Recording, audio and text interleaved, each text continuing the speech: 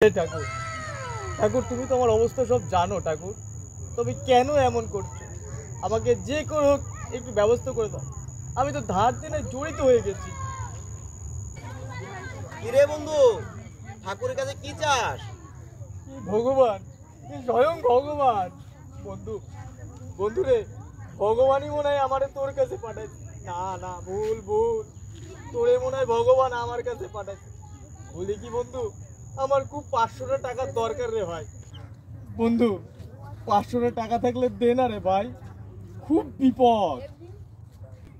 বন্ধু 500 টাকা নয় তোকে আমি দিলাম, তুই ফেরত দেবি কবে আগে তাই বল। তুই আমার প্রাণের বন্ধু, তুই আমার কাছ থেকে টাকা ফেরত নিবি? তুই না ভগবান। তুই এই আসনটা আমাকে দিস না রে। কেন বন্ধু, তোরে আমি প্রতিদিন বেল পাতা দিয়ে পূজা করুম, বেল পাতা দিয়ে পূজা করুম। হালার হুমন্দি কয় কি রে? তুই কি আমার বোধাই পাইছাস? আজকে যদি তোকে আমি টাকা ধার দেই, তোকে তার পরের দিন খুঁজে পাওয়া যাবে না, তুই নিজেই স্বয়ং ভগবান হয়ে যাবি।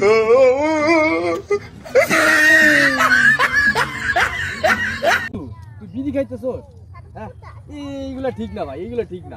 পাবলিক দেখতেছে, ভিউ আইতাছে না আমাদের। ইউটিউব দেন, বিড়ি খাইতেছে দেখেন। বিড়ি খাইস না, এইগুলা খাওয়া অপরাধ। এইগুলা খাইলে কি হয় জানোস?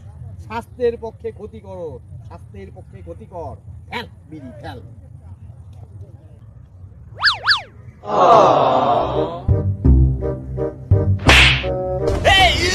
এ বন্ধু, তুমি তো লোকের জ্ঞান দাও, তুমি কি করছো এটা? বন্ধু আর করুম না বন্ধু, বন্ধু ভুল করছি, ভুল হয়ে গেছে। বিড়ি খাওয়া আমাদের স্বাস্থ্যের পক্ষে ক্ষতিকর, আপনারাও বিড়ি খায়েন না। কি বন্ধু ক? হ্যাঁ হ্যাঁ বন্ধুরা, আপনারা কেউ বিড়ি খাবেন না, বিড়ি খাওয়াটা স্বাস্থ্যের পক্ষে ক্ষতিকর। বন্ধু কি করস?